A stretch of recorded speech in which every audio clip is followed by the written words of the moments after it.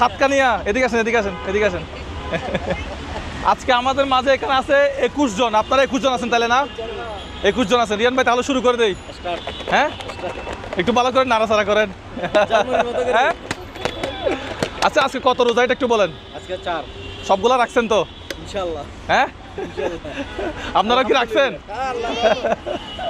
আচ্ছা আচ্ছা ঠিক আছে, তাহলে এখান থেকে নিতে সবার নিতে সমস্যা হবে। আমি কি একটু নিচে রাখবো কষ্ট করে?